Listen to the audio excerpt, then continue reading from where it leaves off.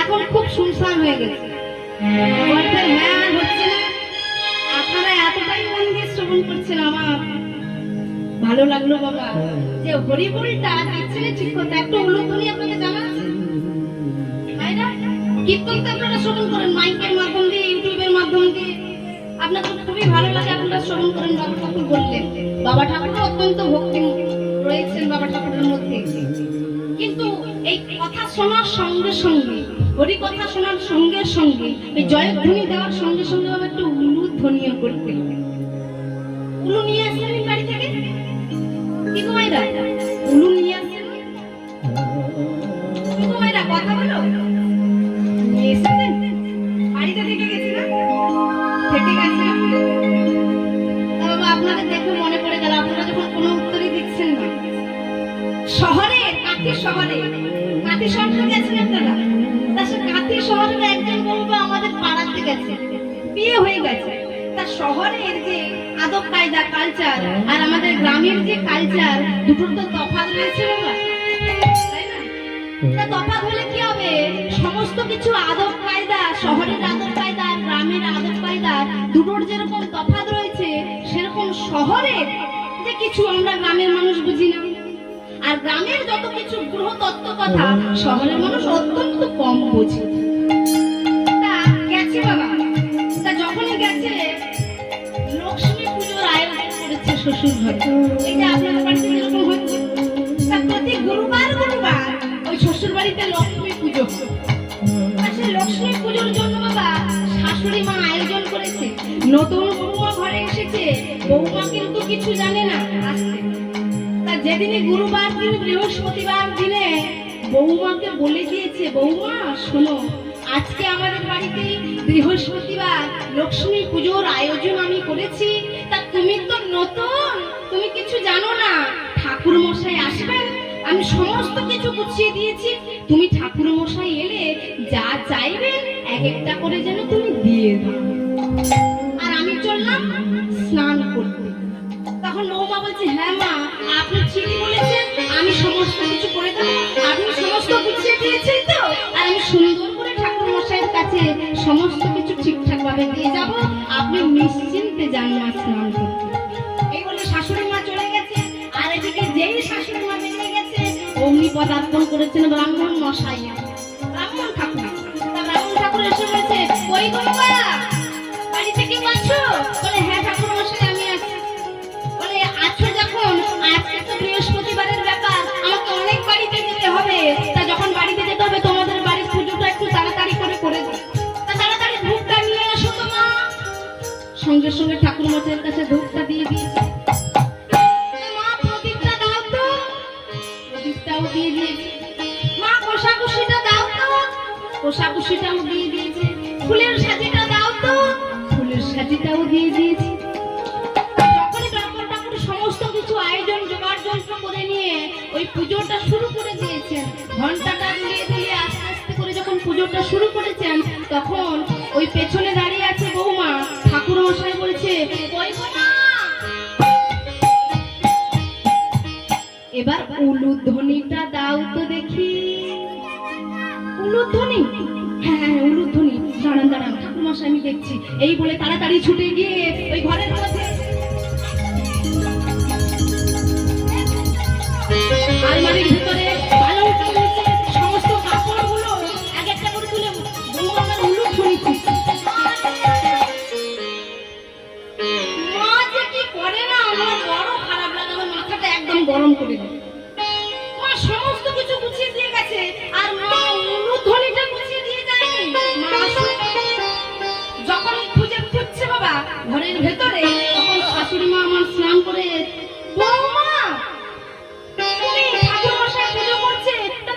কি করছো মা? তুমি ঠাকুর মশাইয়ের কাছে থাকছো না? তোমাকে বললাম গুছিয়ে দিতে।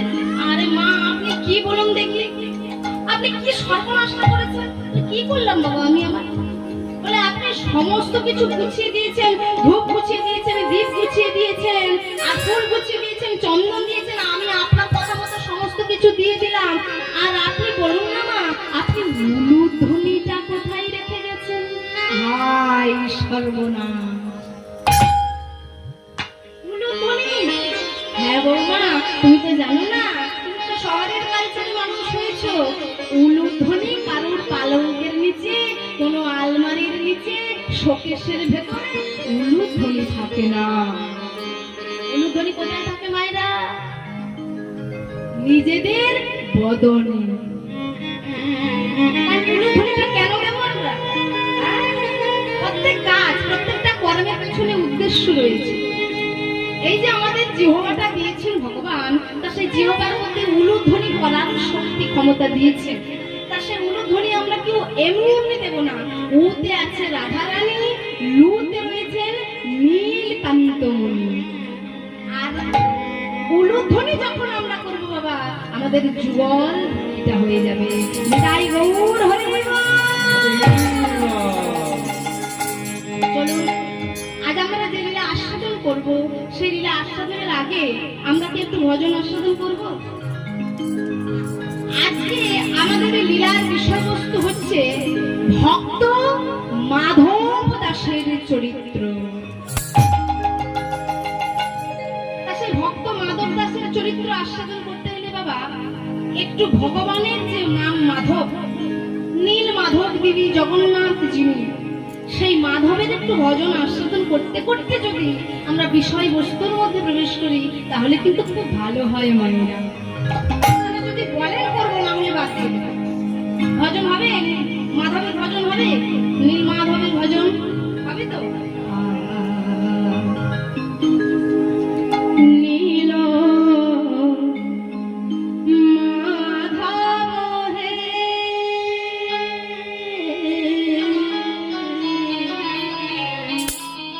হাতে তালি সবাই দিবেন কিন্তু জগন্নাথ ধাম পরিধান সাথে আমরা একটু উড়িয়া ভজন শুনি। নীল মাধব হে,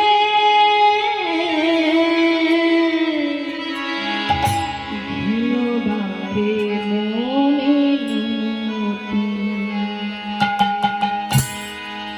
ঘিনবারে মনে মতি, ঘিনবারে মনে মতি, নীল মাধব হে, ঘিনবারে মনে মতি।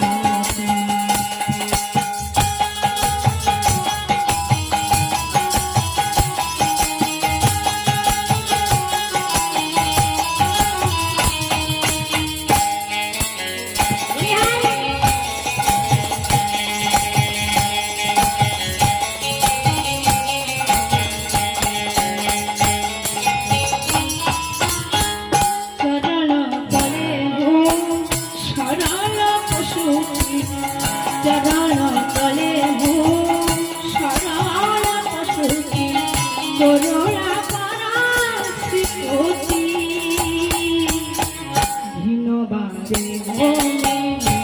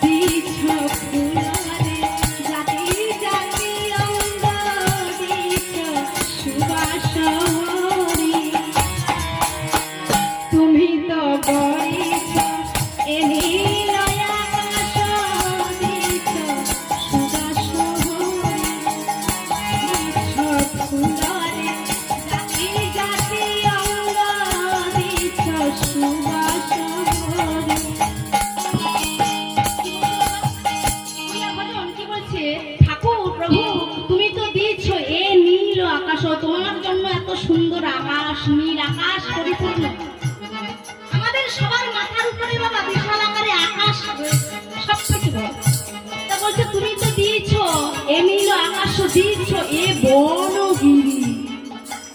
ঠাকুর দয়াল প্রেমের ঠাকুর আমাদের, তুমি যেমন করে সুন্দর করে তৈরি করে দিয়েছো নদীর জল, ঝর্ণার জল, বৃক্ষের ফল, তেমন করে আবার সুন্দর করে দিয়েছো বনগিরি।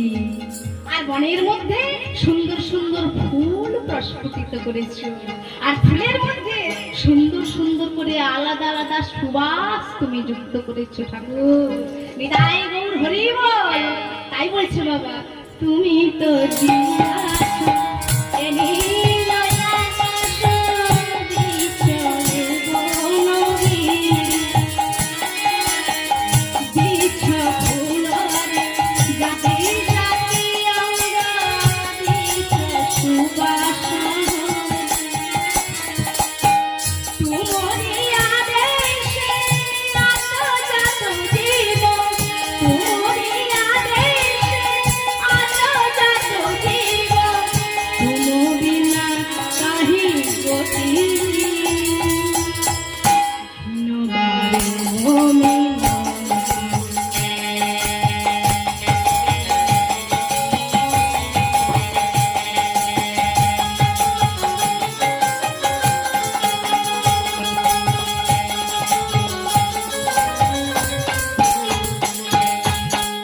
মহাপ্রভু তুমি, মহাপ্রভু তুমি, দয়ার সাগর, তোমার করুণা বলে।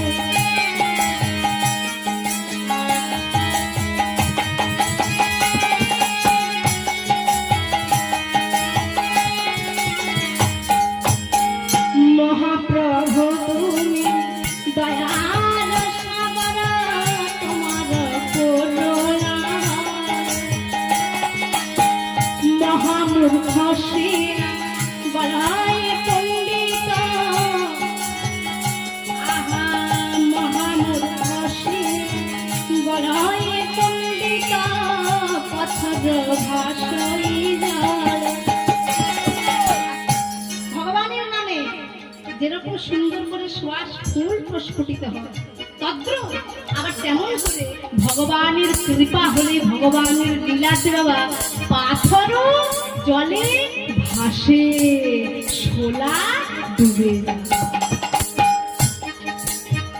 ভগবানের লীলায়, ভগবানের কৃপায় শোলা জলে ডোবে, পাথর জলে ভাসে।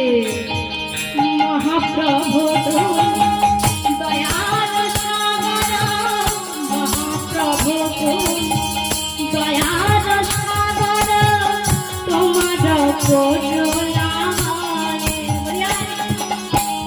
মহাপ্রভু তুমি,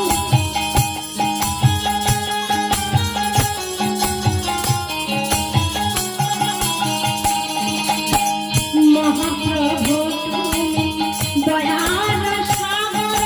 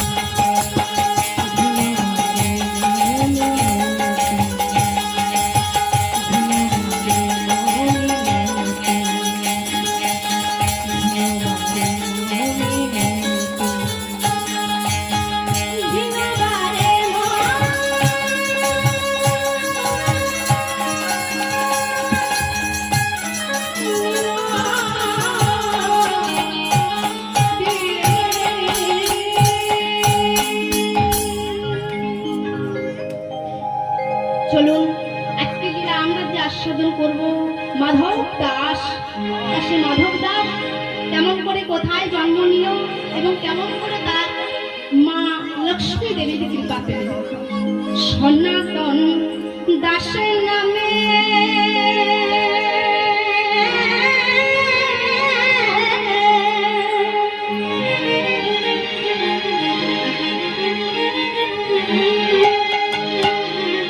সনাতন দাসের নামে এক ভক্ত প্রভু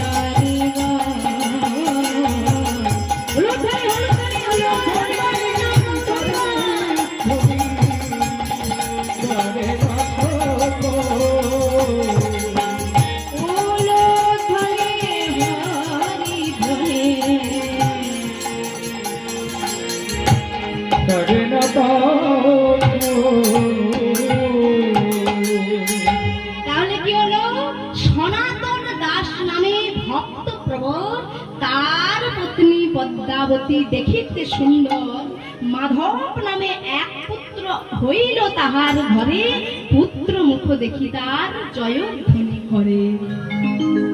এই যে বাবা ভক্ত, একজন ভক্তের ঘরে জন্ম হলো এক ছোট্ট ভক্ত। তা বড় ভক্তের নাম হচ্ছে, বাবার নাম হচ্ছে বাবা সনাতন দাস, মায়ের নাম হচ্ছে পদ্মাবতী দেবী। তাই ভক্ত বা অনেক প্রকারের রয়েছে। আমাদের কাঁথি শহরের দিকের কথা বলি বলি, এই কাঁথি শহরের দিকে এমনও ভক্ত রয়েছে বাবা, সকালবেলা উঠলে বেটে টি দিতে হয়। মানে সকালবেলা উঠে যেন আমি আর কাকুর মুখ দেখার আগে, ভগবানের মুখ দেখার আগে বিছানাতে এক প্লেট চা হলে, এক কাপ চা হলে, বিস্কুট হলে আমার মনটা ভরে যায়। আরে না না, প্রভুর বদনে জল দিতে হবে। এই ভক্ত বাবা, ও ভক্ত, কিন্তু এইরকম সকালবেলা উঠলে তাকে যেন চাটা দেওয়া হয়, বিস্কুটটা দেওয়া হয়, চা খেয়ে ভগবানের কাছে। এমন ভক্ত আছে, আবার এমনও ভক্ত আছে বাবা, একেবারে ব্রাহ্ম মুহূর্তে, সূর্য উদয়ের 1 ঘন্টা 36 মিনিট আগে, তাকে বলা হচ্ছে বাবা ব্রাহ্ম মুহূর্ত। তা সে ব্রাহ্ম মুহূর্তে উঠে শয্যা ত্যাগ করে সঙ্গে সঙ্গে বাবা স্নান করে এসে ভগবানের মন্দিরে এসে হরি জাগরণ করবেন। এমনও ভক্ত আছে বাবা, আপনারা যারা ভক্ত আছেন সবাই জানেন, নতুন করে বলার কিছু নেই। যে চলছে বাবা দামোদর মাস, নিয়ম সেবার মাস, কার্তিক মাস, দামোদর ব্রত। আপনি সারা বছর ধরে কি করলেন ভগবান যতটা না লক্ষ্য রাখেন, এই যে বাবা আমাদের কার্তিক মাস, দামোদর মাস, ভগবানের 3টি মাস খুব প্রিয়। এক হচ্ছে বৈশাখ মাস, আর এক হচ্ছে কার্তিক মাস, আর এক হচ্ছে বাবা মাঘ মাস। এই 3টা মাসের থেকেও এই যে কার্তিক মাস, বিশেষ করে যে দাদা ভাই বাবা ঠাকুর আজকে যে মাসে, যে তিথিতে, যে শুভ তিথিতে, শুভ সন্ধ্যায়, শুভ লগ্নে হরিনাম সংকীর্তন যজ্ঞের আয়োজন করেছেন, লীলা কীর্তনের আয়োজন করেছেন, যে মাসে করেছে বাবা, দামোদর কার্তিক মাসে করেছেন, সবার ভাগ্যে শোভে না, সবার কৃপাতে হয় না।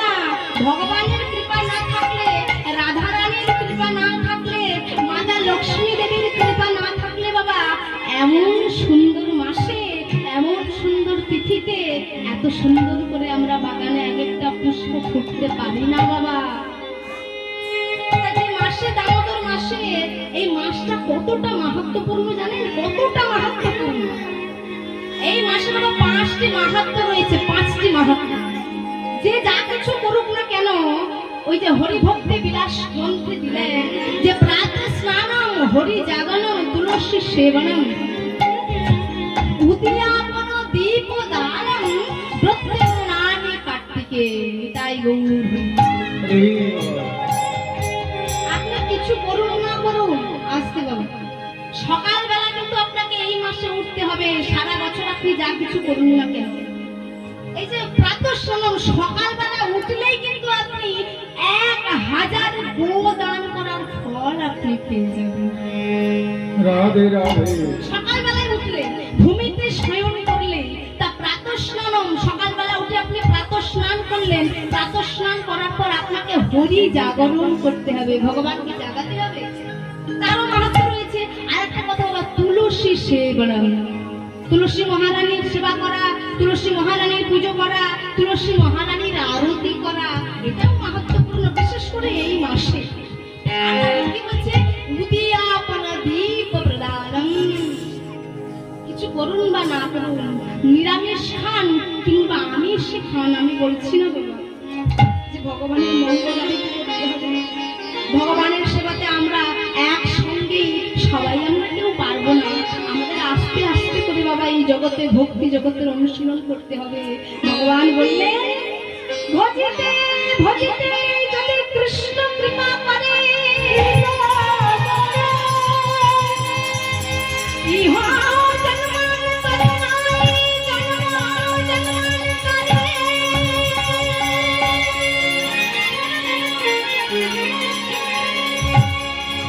এই যে আমরা কষ্ট করে নাম শুনছি, আমরা কি কৃপা পাবো না?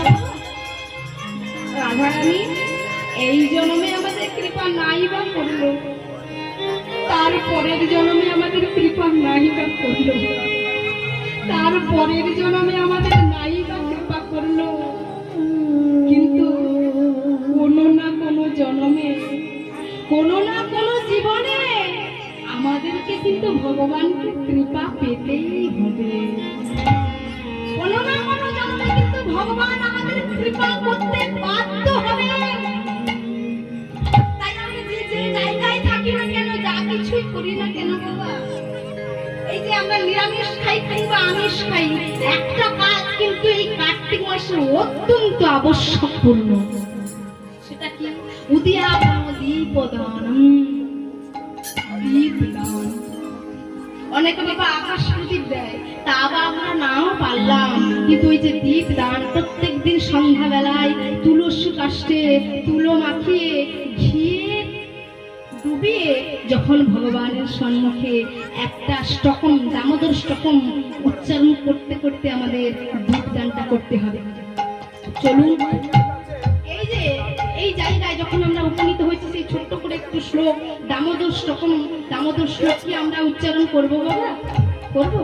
নিতাই গৌর হরি।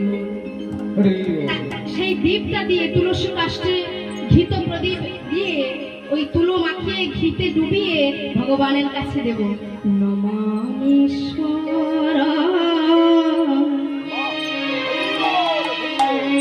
সচ্চিদানন্দ রূপ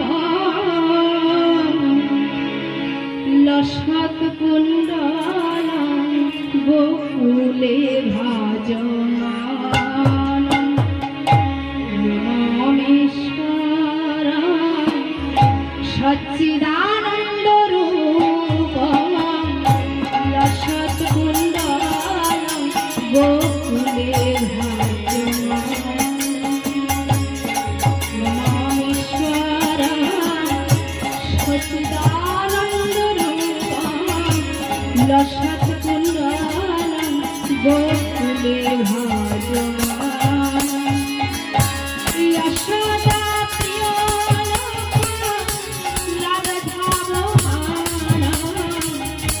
যশোদা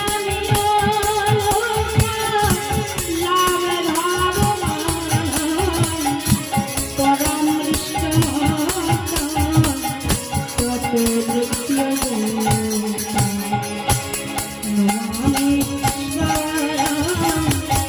সচ্চিদানন্দ রূপ লসৎ কুণ্ডল গোকুলে ভাজমান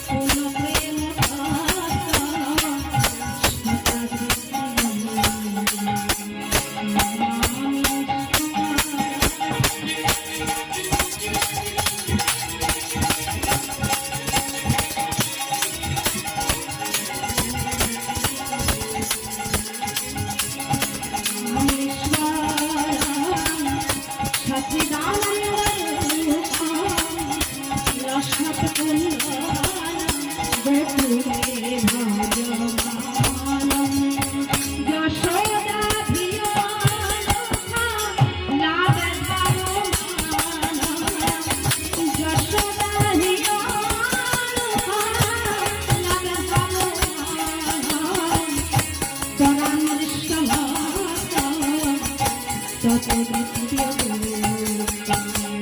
নিতাই গৌর হরি বল।